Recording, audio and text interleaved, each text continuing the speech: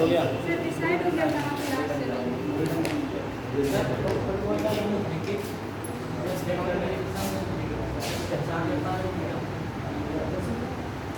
जनगणना तो कराई जा रही है सर, अब जनसंख्या मतलब तुम्हारा जनसंख्या कैसे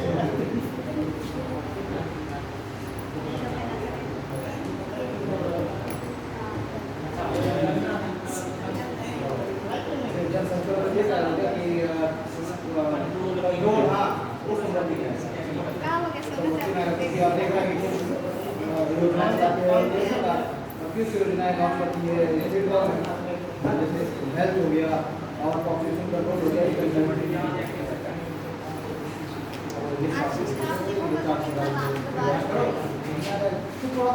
जैसे हमारी जैसे बहुत सारी योजनाएं हैं,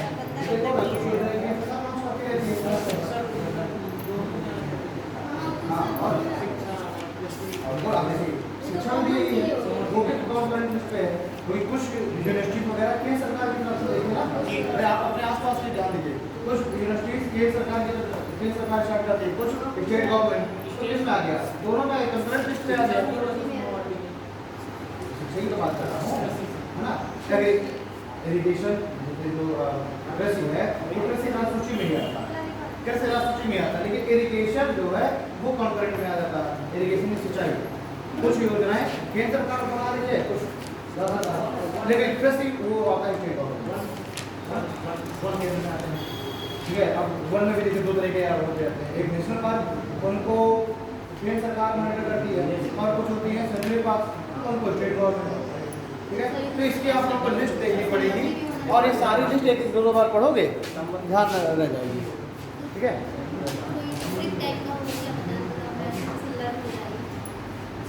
इस तरह तो फिर एक और उसमें आ जाएगा कि कुछ सब्जेक्ट ऐसे भी हैं जो पंचायतों को दे दिए गए हैं,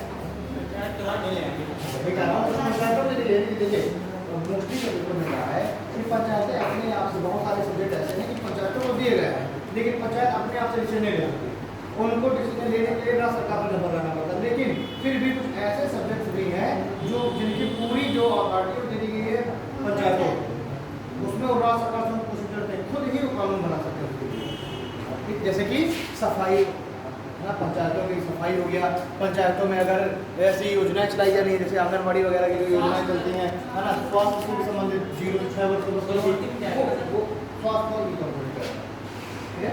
तो वो जो है जैसे कि हमारी 0 से 6 वर्ष के बच्चों के लिए पोषण आहार वाली जो चीज़ें चलती हैं, है ना, वो सीधे पंचायतें उसके लिए कानून बना सकती हैं। इसकी लिस्ट को तुम्हें डाउनलोड करना पड़ेगा और 2-4 से बार ये लिस्ट सारे पढ़ लो हर सब्जेक्ट, है ना, कौन सा सेंट्रल का है, कौन सा स्टेट कंकरेंट लिस्ट का है, तो 2-4 से बार पढ़ोगे तो बहुत सारे मुश्किल सब्जेक्ट चालू हो जाएंगे। हाँ तो बहुत सारे, लेकिन पढ़ना तो पड़ेगा।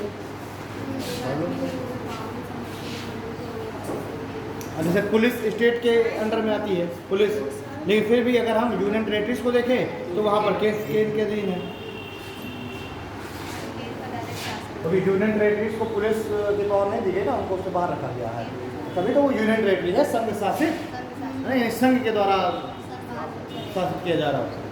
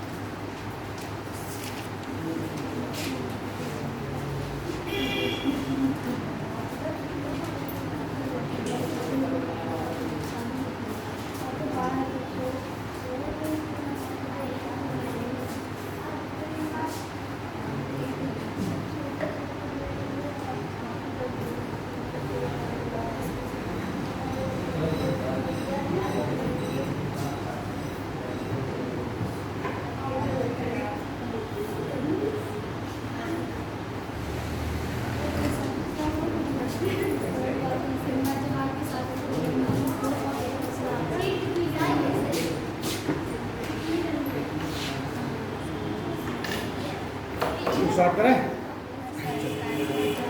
तो कल इंडिया के रिस्पेक्ट में हो गया था, आज हम लोग यूपी के रिस्पेक्ट में देख रहे हैं। प्रदेश के बारे में देखे ना, कल हम लोगों ने अयोध्या के बारे में सारा डेटा लिख लिया था और उत्तर प्रदेश के बारे में देखें। तो देखिए पहला पॉइंट था जी, सबसे पहले यूपी सेंसस यूपी जनगणना।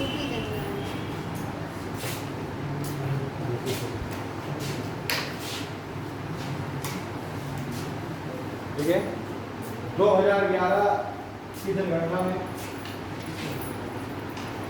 2011 की जनगणना में 71 जिलों में जनगणना संपन्न कराई गई। उत्तर प्रदेश के 75 जिलों में इस समय वर्तमान में था ना, उस समय 71 जिलों में जनगणना संपन्न 71 71 अराउंड डिस्ट्रिक्ट 75 है ना अभी वर्तमान, लेकिन 2011 में जनगणना हुई तो 71 जिलों में संपन्न हुई थी। तो 2011 की जनगणना में 71 जिलों में जनगणना संपन्न हुई, जिसका इंटरिम डाटा, इंटरिम मीन्स अंतरिम है, जिसके इंटरिम डेटा 31 मार्च 2011 को जारी किए गए। जिसका इंटरिम डेटा 31 मार्च 2011 को जारी किया गया और फाइनल डेटा, अंतिम डाटा, जिसके इंटरिम डेटा 31 मार्च को जारी किया गया और अंतिम डाटा 30 अप्रैल 2013 को जारी किया गया। तो ये आपको 30 अप्रैल वाली डेट याद रखनी है। पहला पॉइंट देखो, उत्तर प्रदेश सिचुएशन लिख रहे हैं, ठीक है। तो पहला पॉइंट देखो कि उत्तर 2011 की जनगणना में उत्तर प्रदेश के 71 जिलों में जनगणना, उत्तर प्रदेश के 71 जिलों में जनगणना संपन्न हुई है। ठीक है, फिर दूसरा पॉइंट है इस जनगणना का इंटरिम डेटा, अंतरिम डाटा, इस जनगणना के इंटरिम डेटा 31 मार्च 2011 को जारी किया गया और फाइनल डाटा 30 अप्रैल 2013 को, हाँ 30 अप्रैल 2013 30 अप्रैल 2013 को जारी किया गया। तो कितना टोटल समय लग गया? 2 साल 1 माह का ना। पहले तो सारा रफली जारी कर दिया जाता है, उसके बाद फिर उसको पूरे अच्छी तरीके से 2 साल का समय लग गया। तो लिख लीजिए डेटा जारी करने में 2 साल 2 वर्ष 1 माह का समय लगा। डेटा को जारी करने में 2 वर्ष 1 माह का समय लगा।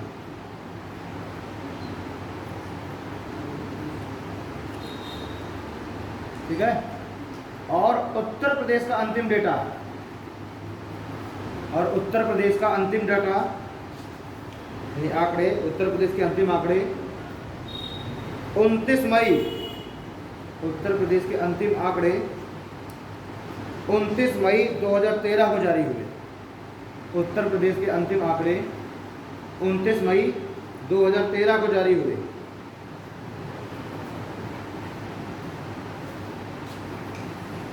ठीक है, तो पूरे जो भारत का पूरा डेटा है वो तो जारी हो गया 30 अप्रैल 2013 को। उसके बाद फिर हर एक स्टेट वाइज फिर आती है रिपोर्ट।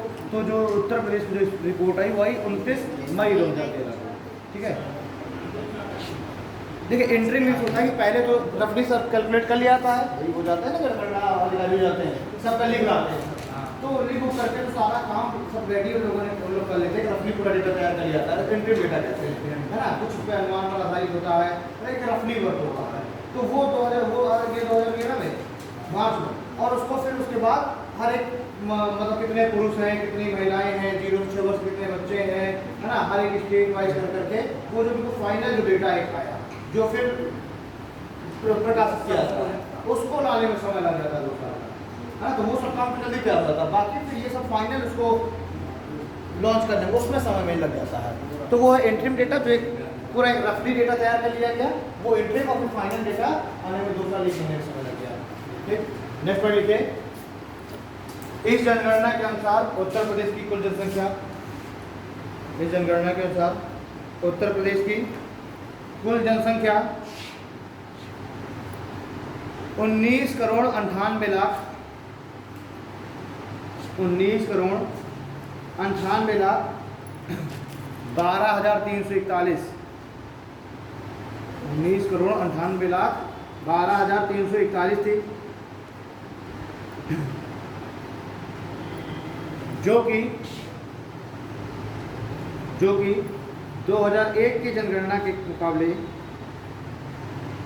जो कि 2001 की जनगणना के मुकाबले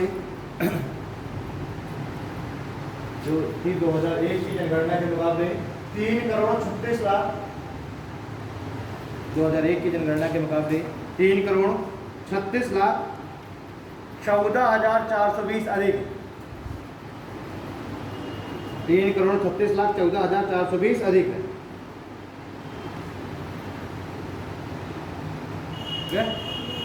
नेक्स्ट पॉइंट लिखिए, कुल पुरुष जनसंख्या, कुल पुरुष जनसंख्या 10 करोड़ 45 लाख, कुल पुरुष जनसंख्या 10 करोड़ 45 लाख, ब्रैकेट में लिख लेना 52.3%, 10 करोड़ 45 लाख, परसेंटेज में लिखना है 52.3%। और कुल महिला जनसंख्या, कुल महिला जनसंख्या 9 करोड़ 53 लाख, 9 करोड़ 53 लाख, परसेंटेज वाइज है 47.71%, 47.71%। ठीक है, आगे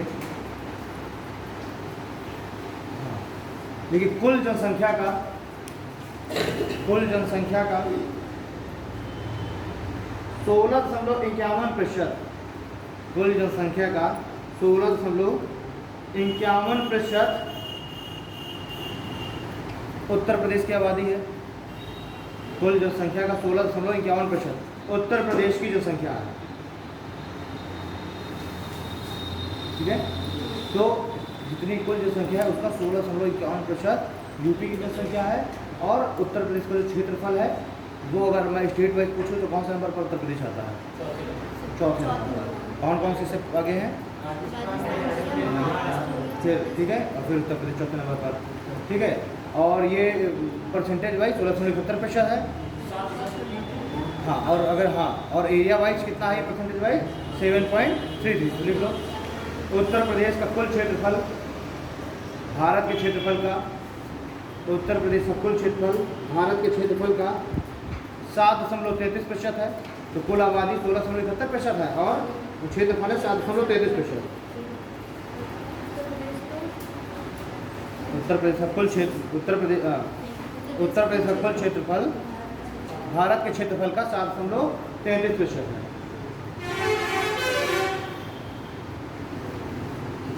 देखिए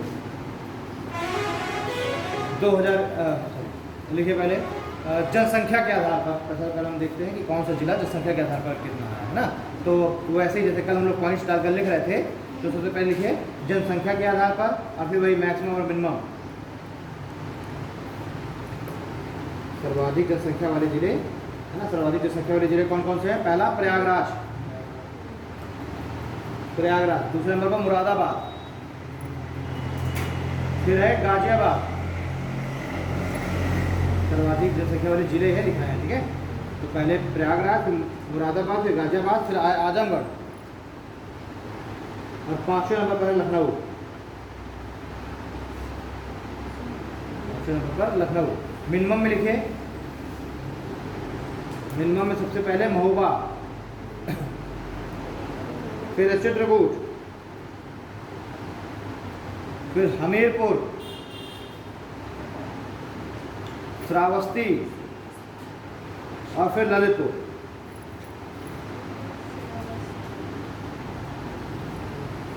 ठीक, ये तो कुल जनसंख्या में हो गया है ना, कौन से जिले किस क्रम में है। अब देखिए 0 से 6 वर्ष आयु, 0 से 6 वर्ष आयु है ना। तो अभी कुल जनसंख्या में लिखा, अब 0 से 6 वर्ष आयु। देखिए कुल जनसंख्या में कुल जनसंख्या 0 से 6 वर्ष के जो बच्चे हैं इनकी कुल जनसंख्या है 3.07 करोड़। पहले तो पॉइंट ये लिख लीजिए, उत्तर प्रदेश में 0 से 6 आयु वर्ग के कुल बच्चे 3.07 करोड़ हैं। आप वैसे ही मैक्सिमम और मिनिमम लिखिए। मैक्सिमम में सबसे पहले इलाहाबाद, फिर है मुरादाबाद, तीसरे नंबर पर सीतापुर, चौथे नंबर पर आजमगढ़ और पांचवें नंबर पर बरेली। ठीक है, मिनिमम में पहले सबसे पहले है महोबा, दूसरे नंबर पर हमीरपुर है। न्यूनतम में सबसे पहले नंबर पर महोबा है, फिर हमीरपुर है, फिर चित्रकूट है, फिर बागपत है और उसके बाद औरैया है। महोबा, हमीरपुर, चित्रकूट, बागपत और औरैया। ठीक, अब लिखिए कुल पुरुष। कुल पुरुष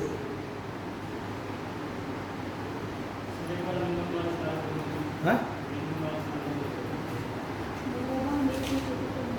महोबा, हमीरपुर, चित्रकूट, बागपत और औरैया लास्ट नंबर पर, और पांचवें नंबर पर औरैया है। ठीक है, बागपत, बागपत बागपत है, फिर है औरैया का पास। बागपत जिला नहीं सुने आता?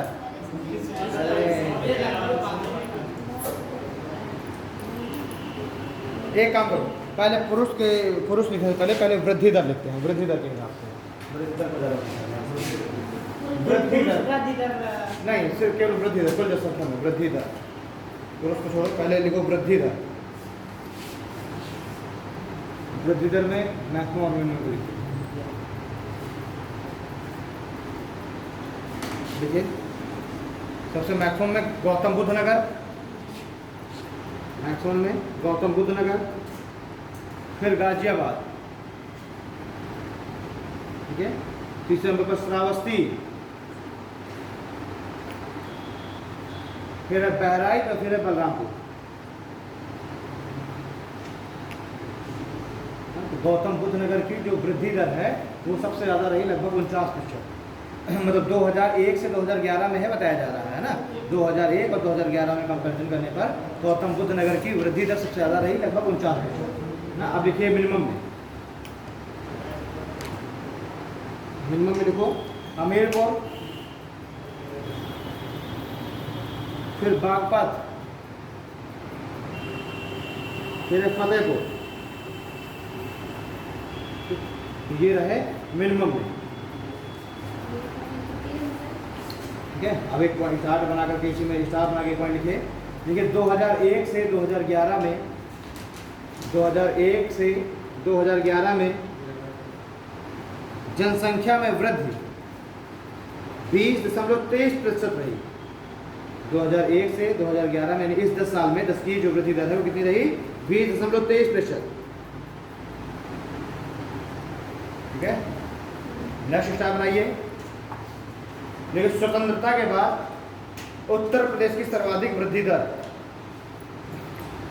स्वतंत्रता के बाद उत्तर प्रदेश की सर्वाधिक दशकीय वृद्धि दर 1991-2001 में हुई। 1991 से 2001 वाला जो दशकीय है वो दशक है, उसमें सबसे ज़्यादा रही है। ठीक है, 1991 से 2001 में रही। और देखिए, और न्यूनतम वृद्धि दर, अभी उत्तर प्रदेश की बात चल रही है, और न्यूनतम वृद्धि दर 1951 से 61 में रही। और न्यूनतम वृद्धि दर 1951 से 61 में रही। अब लिखो जनसंख्या घनत्व, न्यूनतम वृद्धि दर 1951 से 61 में रही।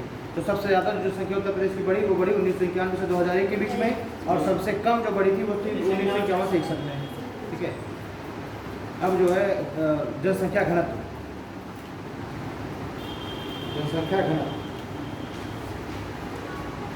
ठीक है, देखिए 2011 के अनुसार, 2011 के अभी ये पूरी कुल जनसंख्या का है ना, मैंने कुल जनसंख्या के लिखवाया है। ठीक है, अभी आगे पुरुष या महिला का जब मैं लिखवाऊंगा तो वहाँ पर देख लेंगे, पुरुष और महिला का देख लेंगे, है ना।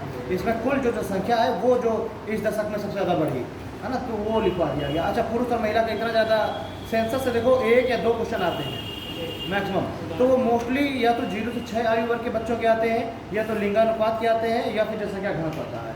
ये 3 ही से क्वेश्चन आते हैं मोस्टली, है ना। अभी तक जितने भी क्वेश्चन पूछे गए हैं तो मोस्टली इन 3 जगह से ही आते हैं। तो उसमें महिला और पुरुष के अलग अलग नहीं पूछता कि महिला की जनसंख्या वृद्धि दर सबसे ज़्यादा कहाँ रही है ना, वो हम लोग देखेंगे महिला और पुरुष में देखेंगे किस जिले में महिलाओं की संख्या अधिक है, किसमें पुरुषों की संख्या अधिक है। ये जनसंख्या घनत्व 2011 की जनगणना के अनुसार उत्तर प्रदेश का जनसंख्या घनत्व 829 व्यक्ति प्रति किलोमीटर स्क्वायर है। 829 व्यक्ति प्रति किलोमीटर स्क्वायर है। और राष्ट्रीय जनसंख्या घनत्व कितना था, कल क्या बताया था मैंने, 382 व्यक्ति प्रति किलोमीटर स्क्वायर। ठीक है। वहीं 2001 में जनसंख्या घनत्व, वहीं 2001 में जनसंख्या घनत्व 690 व्यक्ति प्रति किलोमीटर स्क्वायर था।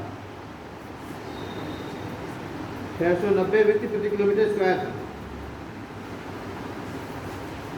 ना। तो 2011 में देखो 829 हो गया है और 2001 में कितना था, 690, यानी कि लगभग 139 व्यक्ति प्रति किलोमीटर स्क्वायर का जनसंख्या घनत्व बढ़ गया इन 10 सालों में।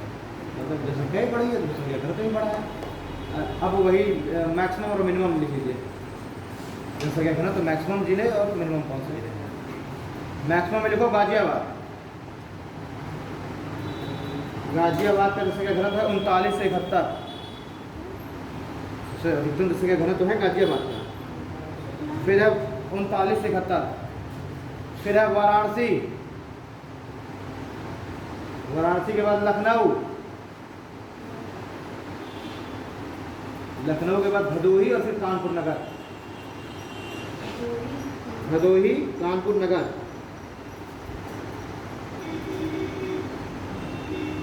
ठीक है। फिर देखो न्यूनतम जनसंख्या घनत्व, अब मैक्सिमम हो गया, अभी क्या न्यूनतम है, ललितपुर 242, ललितपुर में है 242 सबसे कम। ललितपुर के बाद है सोनभद्र, फिर हमीरपुर, महोबा, चित्रकूट, हमीरपुर, महोबा और चित्रकूट।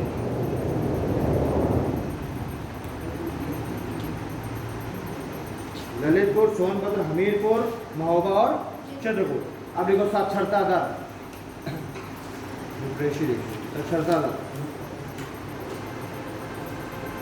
साक्षरता दर देखो उत्तर प्रदेश का देश में 29वां स्थान है।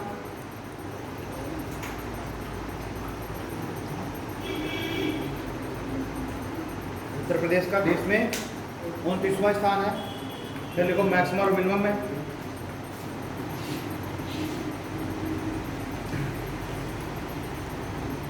मैक्सिमम मिनिमम लिखिए। मैक्सिमम में देखो गौतम बुद्ध नगर, मैक्सिमम में गौतम बुद्ध नगर, फिर कानपुर, फिर औरैया, इटावा और गाजियाबाद। तो गौतम बुद्ध नगर का कुल है लिटरेसी साक्षरता दर है वो है 80.12%। गौतम बुद्ध नगर की है ना 80.12%। अब ये मिनिमम में, मिनिमम है श्रावस्ती 46.74%। मैक्सिमम में देखिए क्या था, गौतम बुद्ध नगर, वहाँ पर 80.12% लोग साक्षर हैं और मिनिमम में श्रावस्ती है मात्र 46% लोग। ठीक है। अगला है श्रावस्ती के बाद बहराइच,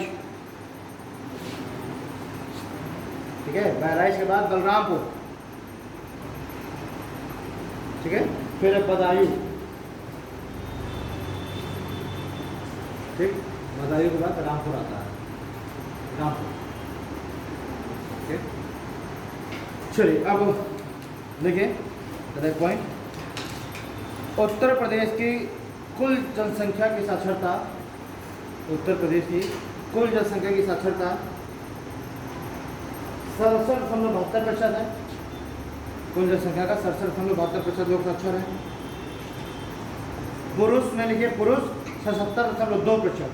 तो कुल जनसंख्या तो 67% है, पुरुष हैं 77.2% और स्त्रियां हैं 57.3%।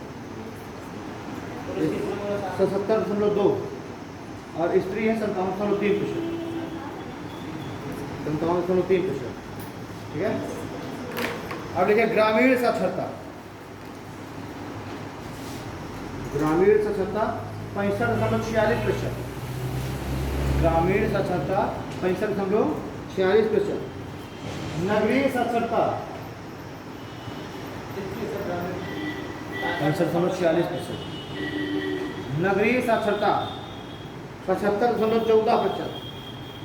75.14%। नगरीय साक्षरता 65.14%। अब लिखिए सर्वाधिक पुरुष साक्षरता गौतम बुद्ध नगर में है। सर्वाधिक पुरुष साक्षरता गौतम बुद्ध नगर में है, जबकि सर्वाधिक पुरुष साक्षरता गौतम बुद्ध नगर में है, जबकि सर्वाधिक महिला साक्षरता कानपुर नगर में है। जबकि सर्वाधिक महिला साक्षरता कानपुर नगर में है, वहीं सर्वाधिक पुरुष साक्षरता गौतम बुद्ध नगर और सर्वाधिक महिला साक्षरता कानपुर नगर में। तो ये एक बार पूछा गया है कि सबसे ज़्यादा महिला साक्षरता उत्तर प्रदेश के जिले में है ना, तो कानपुर नगर में।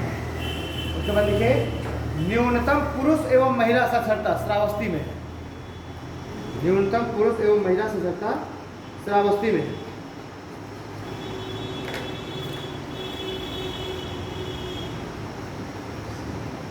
ठीक, अब देखो लिंगानुपात सेक्स रेशियो। लिंगानुपात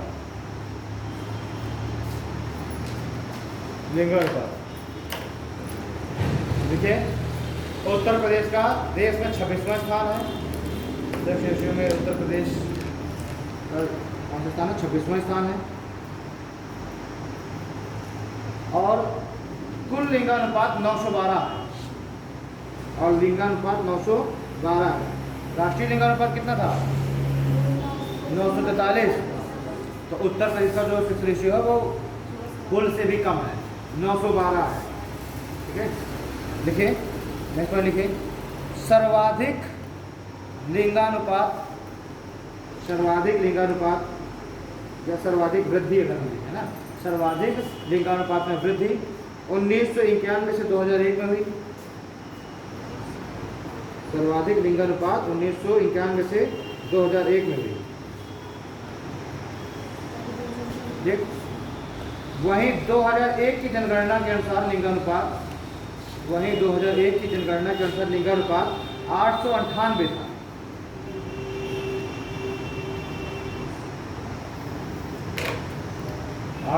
तो 2001 की जनगणना में सेक्स रेशियो 898 था। अब क्या है 914 हो गया, ये 912 हो गया। यानी कि हम क्या है थोड़ा तो कुछ तो इम्प्रूवमेंट हुई है ना, 898 से 912। लेकिन अभी भी हम जो भारत का जो एवरेज सेक्स रेशियो उससे हम अभी काफ़ी पीछे हैं। अब लिखिए अधिकतम और न्यूनतम जिले लिखना, जिले वाइज लिखना है, मैक्सिमम और मिनिमम। मैक्सिमम में लिखिए, मैक्सिमम पहले लिखते हैं। मैक्सिमम में लिखो जौनपुर। क्या हो गया? यही सेक्स रेशियो में यहाँ पर लिखना है, जैसे हम मैक्सिमम और मिनिमम लिखते चले आ रहे हैं। तो मैक्सिमम में लिखो जौनपुर 1024। जौनपुर में सेक्स रेशियो सबसे अच्छा है 1024 है ना, यानी 1000 पुरुषों में 1024 महिलाएं। फिर आजमगढ़, फिर देवरिया, ठीक, फिर प्रतापगढ़, उसके बाद सुल्तानपुर। एक मेरा दोस्त था, अरे दोस्त क्या था वो, विशाल तक नहीं है शुरुआत में पढ़ाने तुम लोग नहीं, शुरुआत में तुम स्टार्टिंग से आ रहे हो, पहले शुरुआत में एक विशाल वो था जौनपुर का, और ये राहुल शर्मा भी जौनपुर का। तो कहा था यार लड़कियां ज़्यादा वाली दिखती तो नहीं है ये जो अभी मेंस में जो टॉपर वो कहा करता था यार सेक्स रेशियो इतना अच्छा, फिर भी लड़कियां दिखती नहीं जौनपुर में। ओके, न्यूनतम में लिखिए। न्यूनतम में है पहले गौतम बुद्ध नगर ओनली 859। फिर है बागपत,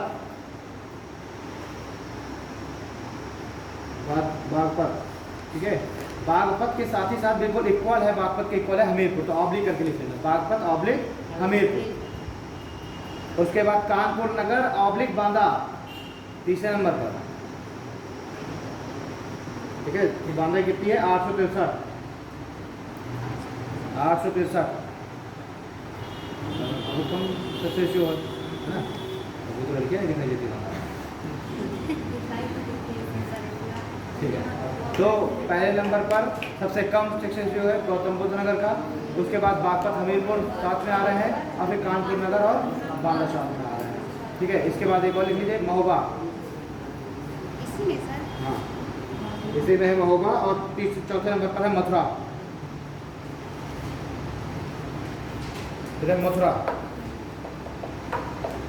ठीक है, अब लिखिए 0 से 6 आयु वर्ग, 0 से 6 आयु वर्ग का लिंग अनुपात है ना, 0 से 6 आयु वर्ग का लिंग अनुपात। तो ये देखिए घटा है 2001 की जनगणना के अनुसार 916 था, और 2011 की जनगणना के अनुसार 902 बचा। हाँ, तो लिख लीजिए 2001 और डैश करके लिख लेना, 2001 डैश करके 916, 2001 में था 916 0 से 6 आयु वर्ग का लिंग अनुपात, और 2011 में 902, यानी ये घट रहा है। इसलिए तो सरकार बहुत सारी योजना चलाती है, बेटी बचाओ बेटी पढ़ाओ ना, ये सब चीज़ें। दूसरा अब शुरुआत, अब मैक्सिमम और मिनिमम लिखिए, मैक्सिमम एंड मिनिमम। मैक्सिमम लिखो बलरामपुर 950, बलरामपुर 950। ठीक है, मैक्सिमम सबसे ज़्यादा है बलरामपुर का। उसके बाद है संत कबीर नगर, बलरामपुर संत कबीर नगर। फिर आएगा सिद्धार्थ नगर, फिर बाराबंकी,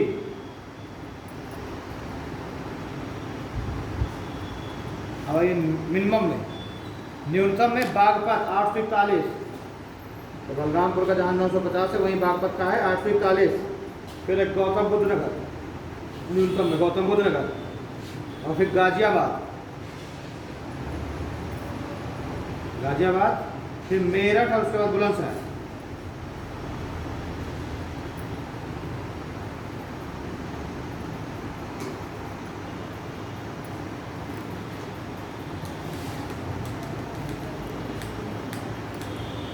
एक पॉइंट लिखिए, ध्यान रखिए, 0 से 6 आयु वर्ग का कुल अनुपात, 0 से 6 आयु वर्ग का कुल अनुपात 2001 में 15.4% था, नहीं सॉरी 2001 में 19% था, 2001 में 19% था। वहीं 2011 में यह घटकर 15.4% रह गया, वहीं घटकर 15.4% रह गया। ठीक है, नेक्स्ट पॉइंट लिखिए, 0 से 6 आयु वर्ग का सर्वाधिक प्रतिशत, 0 से 6 आयु वर्ग का सर्वाधिक प्रतिशत बहराइच में 18.77%, 0 से 6 आयु वर्ग का सर्वाधिक प्रतिशत बहराइच में 18.77%। वहीं सबसे कम कानपुर नगर में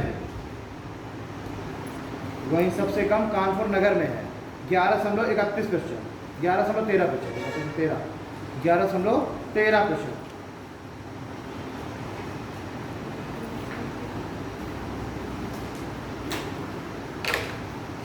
हो गया यूपी। ठीक है,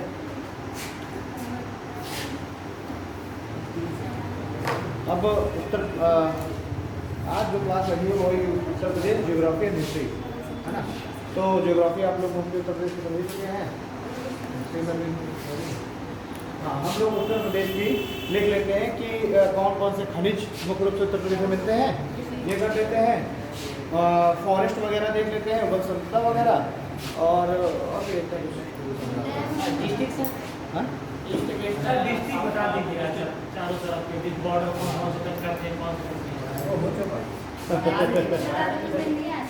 कौन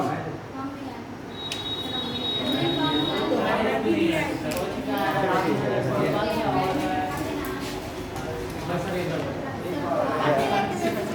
अब फिर ये खनिज संपदा वगैरह रह जाएगा, आप सब यही बता दीजिए, खनिज संपदा बता दीजिए, बाद में उसको करवा देंगे, कल करा देंगे। ठीक है, कल आएंगे तो शुरुआत से पहले वो करवा लिया जाएगा। वो अभी परसों ही तो हुआ है यार, परसों तो नहीं आया थे, मतलब जिस दिन यूपी से चालू हुआ था। ना करवाइए सर आप। करवाएंगे करवाएंगे। देखो ये समझ लो,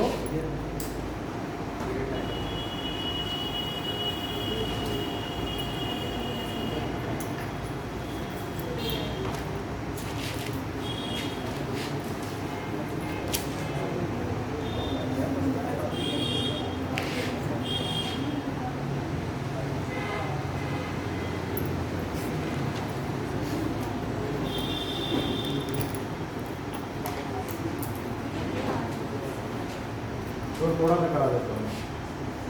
ये है उत्तर प्रदेश का अपने एक मैप।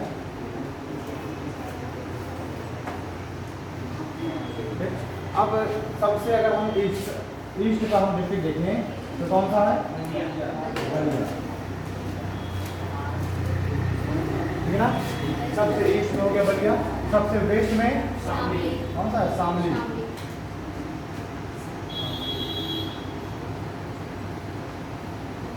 यहाँ पर पड़ता है शामली। सबसे नॉर्थ में सहारनपुर, और सबसे साउथ में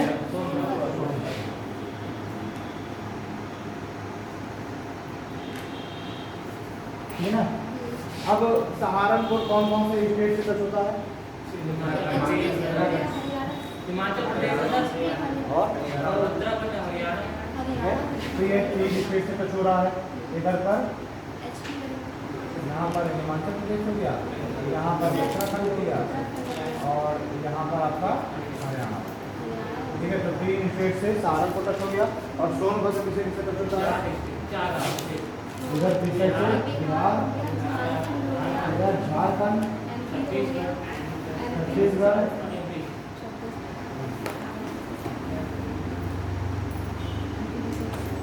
ठीक है। एक जिला, एकमात्र जिला उत्तर प्रदेश में कौन सा जो तीन ओर से मध्य प्रदेश से घिरा हुआ है? ललितपुर। इधर भी मध्य प्रदेश, इधर भी मध्य प्रदेश,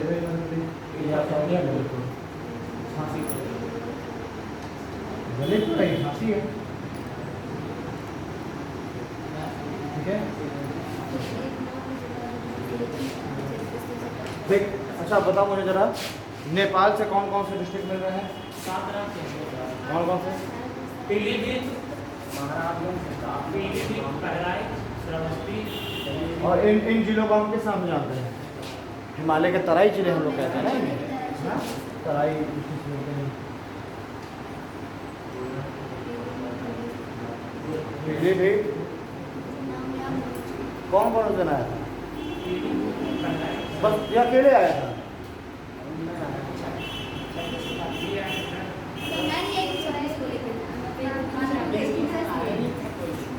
अरे यार ढेर बचा तुम आई थी ना, कौन बताएगा? पीलीभीत, बहराइच, श्रावस्ती।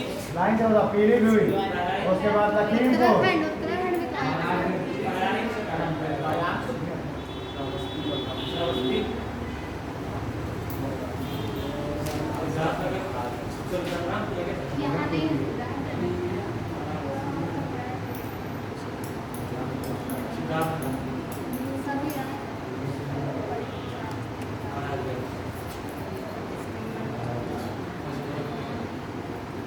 गोरखपुर थोड़ा है, गोरखपुर थोड़ा रहता है ना, गोरखपुर कई जगह पर है। खैर इसको जो है अब आज ये कराने लायक नहीं है ना, तो फिर वो छूट जाएगा, है ना, क्योंकि अभी हमें खनिज संपदा पहले मुझे अपना ये कंप्लीट कर देने दो। क्या सिद्धार्थनगर तो तराई जिला है भाई, सिद्धार्थनगर तराई जिला है। ठीक है, तराई में आता है सिद्धार्थनगर। ठीक है, नहीं आता क्या? सिद्धार्थनगर तराई जिले में तो आता है। कंफ्यूज कर देंगे देखो जरा, देखो जरा।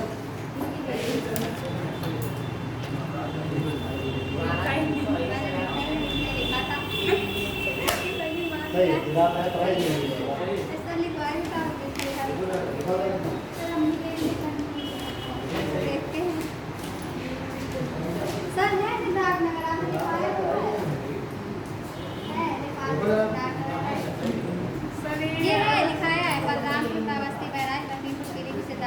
सिद्धार्थ नगर उसका तराई जिला है। लास्ट में है। फिर चलो हम लोग थोड़ा सा कर लेते हैं पहले इसका क्योंकि आज जियोग्राफी और हिस्ट्री है तो इसको मैं फिर करा दूँगा कल शुरू कर 15 मिनट ये और ये एक दिन ऑलरेडी करा चुका हूँ ना तो फिर ये रह जाएगा संपदा और ये रह जाएगा तो फिर वो मुझे बताना पड़ेगा कि ये रह गया टॉपिक। हाँ पढ़ा दीजिए ठीक है ट्राइस पढ़ा चुके हैं। ओके टॉपिक डालो उत्तर प्रदेश की वन संपदा एवं खनिज संसाधन। ये कौन सी बुक है दिखाना परीक्षावाणी होगी सर। परीक्षावाणी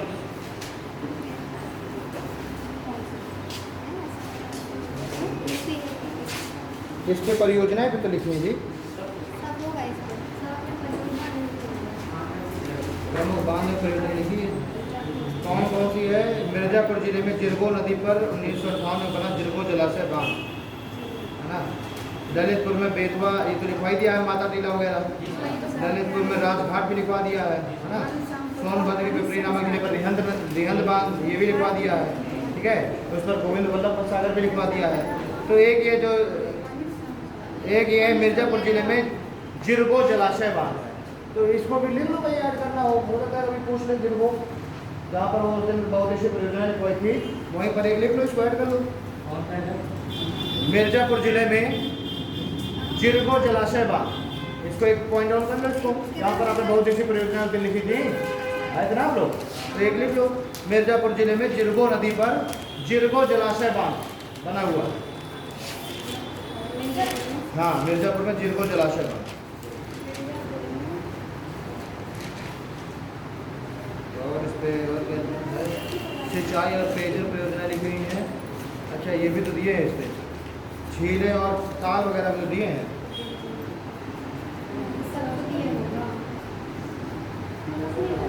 नदी तंत्र झीलें सिंचाई सही है बताते इसी से लेके लिखवा देते नहरें वगैरह भी देखो दी हुई है। निचली गंगा नहर भी दी है ऊपरी गंगा नहर भी दी है ना। ऊपरी गंगा नहर हरिद्वार से निचली गंगा नहर बुलंदशहर से नरौरा से ठीक है। हाँ एक ये लिख लो आगरा नहर ये अच्छी इंपॉर्टेंट है आगरा नहर देखिए आगरा नहर देखिए ये दिल्ली के पास ओखला से ये दिल्ली के पास ओखला से निकाली गई है आगरा नहर ये अच्छी है इंपॉर्टेंट है। हाँ दिल्ली के पास ओखला इंडस्ट्रियल एरिया है ठीक है वहाँ से निकाली गई है ओखला नहर ठीक है। उसके बाद आपका एक है पूर्वी यमुना नहर ये निकाली गई है अयोध्या सहारनपुर में अयोध्या नामक स्थान से। अच्छा ये भी होगा ये नहीं मैंने पढ़ा ये अरे ये शाहजहाँ के द्वारा खुदवाई गई थी है ना। ये शाहजहाँ के द्वारा खुदवाई गई थी ये लिख लो इसको पूर्वी यमुना नहर लिख लीजिए ऐड कर लीजिए पूर्वी यमुना नहर यह राज्य की सबसे पुरानी नहर है। ये केवल रखे वालों की इसको कभी पढ़ा भी है हमें याद है पूरा याद है। हमें उस बार सर जहाँ सर के वहाँ जाते थे ना कोचिंग करने हाँ। वहीं से किया था। अच्छा तो उस समय पूरी रटी थी सही है अगर पूरी याद है तो कोई भी नहीं टैलेंट बन सकते पूरी किताब पढ़ ले। नहीं सही है अरे पूरी किताब नहीं लेकिन पूरी मूवी अरे इसमें देखिए अगर आप किताब को अगर आप 2-3 बार पढ़ेंगे पूरी किताब तो नहीं रटेगी लेकिन आपको ऑलमोस्ट चीज़ें आपको तैयार हो जाएंगी। इतना याद है। हाँ तो ठीक है उतरे आप बिल्कुल उनको राइटर थोड़ा बनना है कि कितना विवेकानंद बनना है कि एक चीज़ नोट कर लेना है जो इंपॉर्टेंट चीज़ें हैं वो ठीक है। तो पूर्वी यमुना नहर राज्य की सबसे पुरानी नहर है ना। ये सहारनपुर निकाली गई सहारनपुर लिख लो भैया इसको लिख लो है ना। पूर्वी यमुना नहर प्रदेश की सबसे पुरानी नहर है और सहारनपुर से निकाली गई है ठीक। देखो ये शाहजहां द्वारा खुदवाई गई थी ये शाहजहां द्वारा खुदवाई गई थी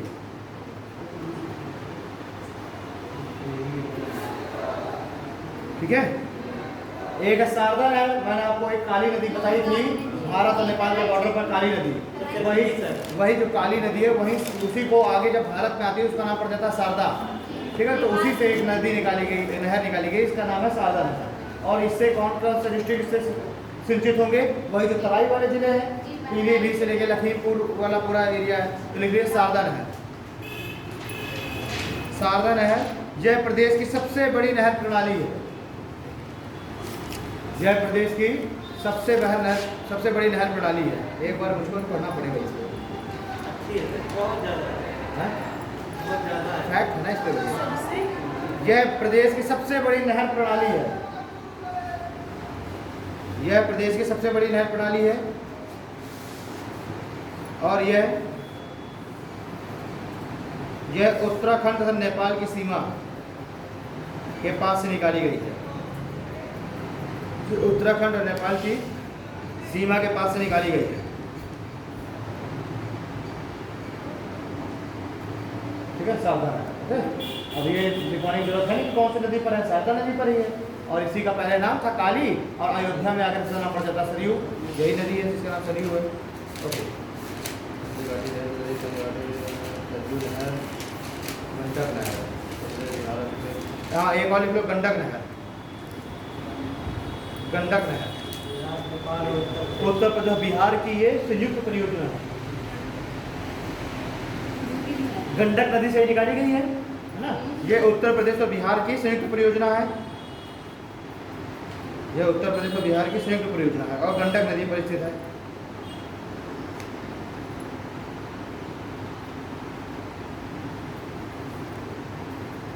एक लिख लो, हथनी कुंड बैराज है। तो वैसे हथनी कुंड बैराज हरियाणा में है, लेकिन इंपॉर्टेंट है हथनी कुंड बैराज, इसलिए लिख लीजिए। मैं जब यूएन में पढ़ाता हूँ तो मैंने पढ़ाया होगा हथनी कुंड बैराज, बताया होगा जब मैंने रिवर्स पढ़ाई थी। हथनी कुंड बैराज लिखो। यह सहारनपुर के पास यमुना नदी से निकाली गई है। यह सहारनपुर के पास यमुना नदी से निकाली गई है। ये सहारनपुर के पास यमुना नदी से निकाली गई है और इससे हरियाणा, हिमाचल प्रदेश, उत्तर प्रदेश, दिल्ली और राजस्थान सिंचित होते हैं। इससे हरियाणा, हिमाचल प्रदेश, उत्तर प्रदेश, दिल्ली और राजस्थान सिंचित होते हैं।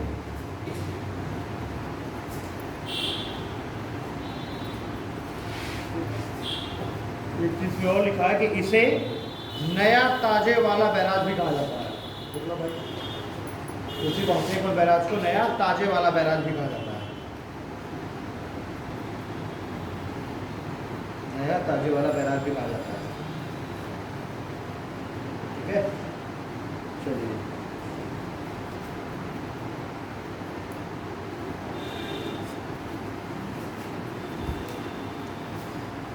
और इसमें क्या दिया है, बढ़िया संसाधन दिए हुए हैं, रिसोर्सेज।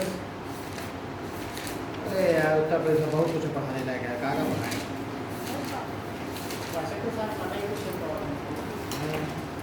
तीन चार तो क्लासें मिलती हैं, कहाँ पढ़ाएंगे। ये देखो, इसमें लिखा तो है यार, मिनरल रिसोर्सेज वगैरह,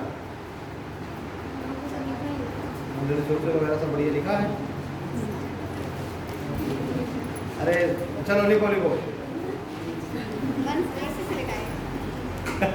अरे तुम्हें क्या मतलब है मैं इससे लिखवा रहा हूँ, किससे लिखवा रहा हूँ। रिसोर्सेज तुमको लिखना है, मिनरल रिसोर्सेज तुम लिखो। मैं तो मान लो कुछ यहाँ वहाँ भी करता हूँ, इसमें तो बड़ी सिस्टमैटिक वे में लिखा है। ये ना देखो ना मेरे हाथ में ये है। हाँ लिखो।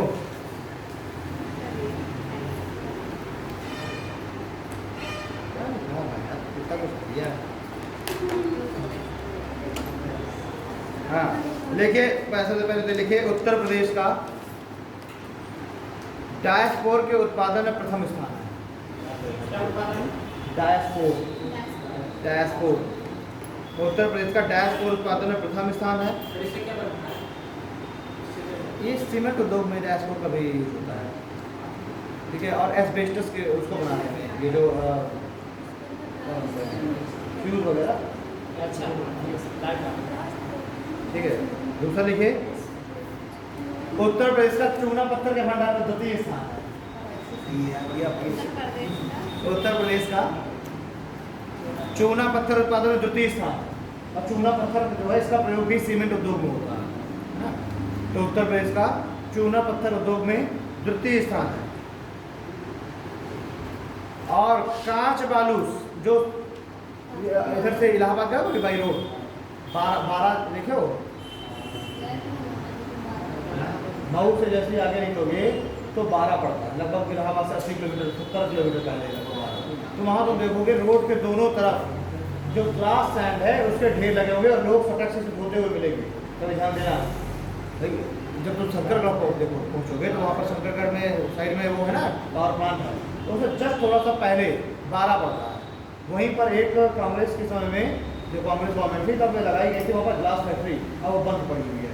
तो वहाँ पर 12 से जो जो ग्लास सैंड है वो निकलती है, उसी जो सैंड है उससे ही धो करके सैंड अलग कर देते हैं और उसमें जो निकलता है खनिज उसी से बनता है ग्लास। तो 12 जो अपना 12 है ये बड़ा फेमस है। तो कभी अगर बाई रोड इलाहाबाद जाना देखना, रोड के दोनों तरफ बालू के बड़े बड़े ढेर लगे होते हैं और लोग जो है सटक लिए हुए बालू में पानी डालते हुए दिखाई देंगे। ठीक है, तो वही है ग्लास सैंड। तो उत्तर प्रदेश का ग्लास सैंड के या कांच बालू, ठीक है, कांच बालू के उत्पादन में द्वितीय स्थान है। तो लिखना हो तो लिख लेना भैया चित्रकूट रेंज में पड़ता है वो 12, ठीक है, चित्रकूट में पड़ता है 12। ओके, अब लिखो उत्तर प्रदेश का चूना पत्थर, उत्तर प्रदेश में चूना पत्थर मिर्जापुर और सोनभद्र में पाया जाता है।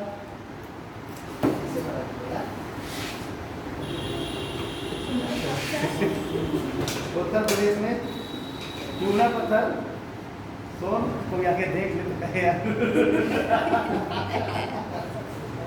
उत्तर प्रदेश में चूना पत्थर सोनभद्र और मिर्जापुर में पाया जाता है।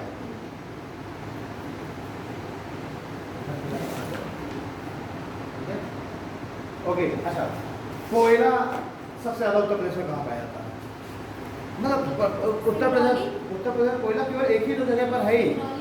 सोचो उसको क्यों सोनभद्र में क्यों पाया जा रहा है, क्योंकि सोनभद्र छत्तीसगढ़ का बॉर्डर है, छत्तीसगढ़ और झारखंड का, और वो जो पूरी बेल्ट है वो छोटा नागपुर पठार वाली बेल्ट है ना। तो वो जो छोटा नागपुर पठार वाला उसी वाले हिस्से में ही सोनभद्र भी आ जाता है। सोनभद्र एक पठारी जिला है और वही जो छोटा नागपुर प्लेट्यू है उसी का ही विस्तार सोनभद्र तक भी है। तो इसीलिए जो हमारा सोनभद्र है वहाँ पर कोयला पाया जाता है। ठीक है, तो छत्तीसगढ़, झारखंड और उत्तर प्रदेश का सोनभद्र भी उसी में आ जाता है। तो कोयला के लिए सेकंड पॉइंट, उत्तर प्रदेश में कोयला सोनभद्र कहाँ पर? सिंगरौली में। और इसीलिए आप देखें कि सिंगरौली में प्लांट वगैरह काफी लगे हुए हैं, पावर प्लांट वगैरह। अगर लिखिए बाक्साइट, डैश करके केवल मैं खनिज दिखाऊंगा और डैश करके डिस्ट्रिक्ट लिख लेना। बाक्साइट, बांदा, नहीं बांदा कोई बाक्साइट पढ़ते आ रहे हैं हम बाक्साइट, हाँ लेकिन बाक्साइट जो है कभी दिखा बाक्साइट, बांदा और चंदौली। ठीक है, अभी को डोलोमाइट, यहाँ देख रहा हो dolomite Banda, dolomite Banda, Mirzapur, Sonbhadra. Dolomite Banda, Mirzapur और सोनभद्र। ठीक है, लेकिन कांच सिलिका सैंड, वही कांच वाली silica sand, silica sand Prayagraj, Chitrakoot, Banda. Silica sand Prayagraj, Chitrakoot, Banda. ठीक है, आगे लिखो rock phosphate, rock phosphate Banda और ललितपुर। रॉक फॉस्फेट बांदा और ललितपुर। ठीक है, अगर ये फायर क्ले, फायर क्ले, ठीक है, यानी कि जो अग्निरोधक जो चीजें बनाई जाती हैं है ना, तो वो फायर क्ले होती है। तो फायर क्ले में आपका मिर्जापुर और सोनभद्र, फायर क्ले मिर्जापुर और सोनभद्र। अगर लिखिए डायमंड, बांदा और मिर्जापुर।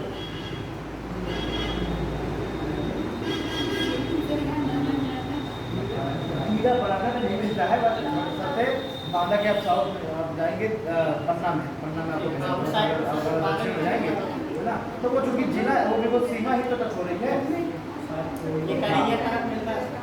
हीरा तो कालिंगर से पढ़ना भी नहीं देना चाहिए। जो आप जाओ कालिंगर से, तो कालिंगर से थोड़ा सा आगे जाके पहाड़ी पड़ता है, पहाड़ी से जैसे दाने मिलोगे 5-6 किलोमीटर बाद पढ़ना लग जाता है भाई। तो बांदा और मिर्जापुर, ठीक है, डायमंड। नेक्स्ट लिखे गोल्ड। अच्छा, गोल्ड कौन सी नदी के साइड में पाया जाता है? सोन नदी। और एक और नदी है स्वर्ण रेखा, अगर इन से बढ़ा देता हूँ है ना, तो लिखे सोना गोल्ड। गोल्ड लिखे सोनभद्र, सोनभद्र, ठीक है, और ब्रैकेट में लिखना सोन नदी, ठीक है। आगे लिखे तांबा, तांबा ललितपुर, ठीक है। प्लेटिनम और यूरेनियम भी ललितपुर में, प्लेटिनम और यूरेनियम ललितपुर। अगर लिखो संगमरमर, संगमरमर मिर्जापुर और सोनभद्र, संगमरमर मिर्जापुर और सोनभद्र, ठीक है। नहीं लिखो जिप्सम, जिप्सम झांसी और हमीरपुर, जिप्सम झांसी और हमीरपुर। और देखो ग्रेफाइट, ग्रेफाइट हमीरपुर और मिर्जापुर। मिर्जापुर का जो चुनार वाला एरिया है वो बहुत इंपॉर्टेंट है। तो ग्रेफाइट हमीरपुर और मिर्जापुर, ठीक है। देखो गेरू, गेरू जो होता है गेरू बांदा, चित्रकूट में भी गेरू बांदा, ओकर, तो चेरू, वो चेरू गेरू, फिर बांदा और चित्रकूट, ओकर, ठीक है, ओकर। देखो एस्बेस्टस, एस्बेस्टस, एस्बेस्टस, एस्बेस्टस है मिर्जापुर और झांसी में। इससे खड़ी क्या होता है?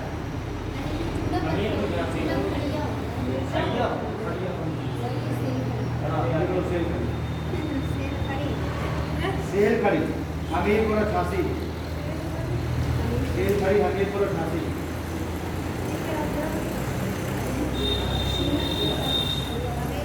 तो भैया बस इतने ही, इतने हैं। अच्छा, कुछ और इसमें और भी कुछ फैक्चुअल चीज़ें लिखी हुई हैं। हाँ, जैसे कि 1974 में स्थापित राज्य खनिज विकास निगम को 2020 में फोन कर दिए गए निगम को 1998 में घोषित प्रथम खनिज नीति में खनिज विकास को दिया गया और 2023 में नई खनिज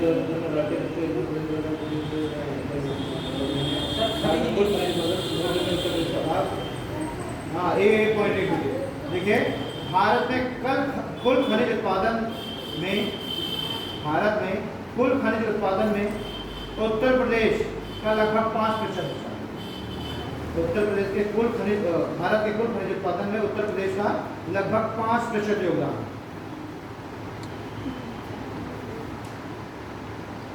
ठीक है, नेक्स्ट पॉइंट लिखिए 5% योगदान, ठीक है। अगला पॉइंट लिखिए उत्तर प्रदेश के 12 जिले, उत्तर प्रदेश के 12 जिले खनिज बहुल क्षेत्र में आते हैं। उत्तर प्रदेश के 12 जिले खनिज बहुल क्षेत्र में आते हैं, ठीक है। ऑलमोस्ट वही होंगे जो प्रायद्वीपीय पठार से लगे हुए होंगे।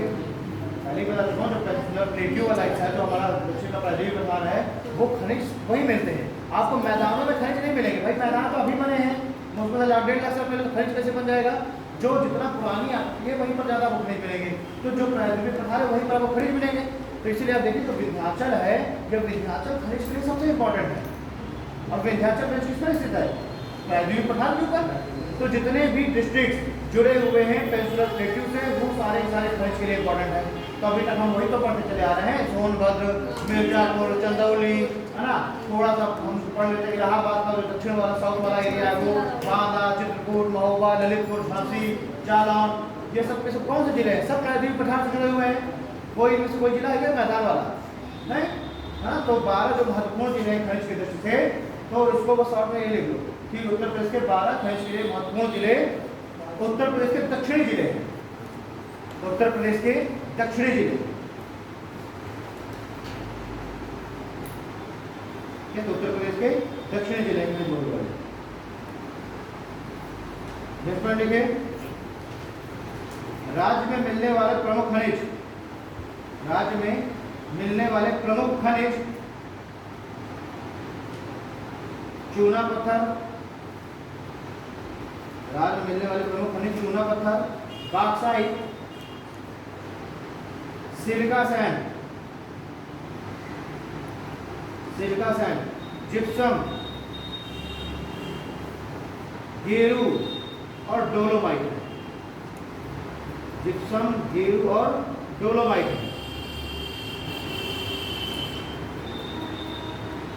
साथ ही साथ उपखनिज, उपखनिज किसे कहते हैं? जो ये बालू है, गिट्टी है ना, बजरी वगैरह, ये आपका सजल पत्थर या फिर जो और जो ग्रेनाइट निकल रहा है या किसी भी तरीके का स्टोन निकल रहा है, वो सब आते हैं उपखनिज। फिर कीजिए इसके अलावा प्रमुख उपखनिज, इसके अलावा प्रमुख उपखनिज बालू, बजरी, बालू, बजरी, स्टोन और अन्य इमारती बहुत ही कम मात्रा में है ना, और एवं अन्य इमारती मतलब बिल्डिंग में कंस्ट्रक्शन में जो यूज होता है, तो अन्य इमारती क्या बोलेंगे उसको? अन्य इमारती हाँ मटेरियल पदार्थ लिखो, अन्य इमारती पदार्थ है।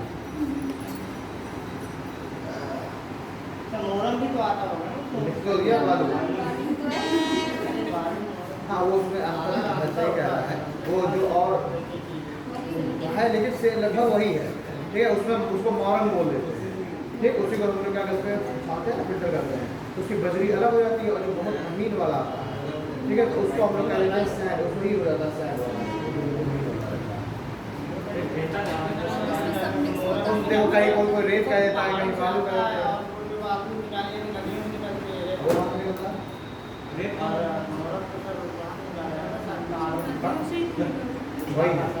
वही है मौरंग, रेत, बालू। मोरंग नहीं बोलते उसको बोलते मोरंग ही है। मोरंग बोला, मोरंग हम लोग बोल देते हैं असली मोरंग, लेकिन उसको एक्चुअली कहते हैं मोरंग। मोरंग होता है, हम लोग बोलते हैं मोरंग, रेत, बालू सब वही है, ठीक है।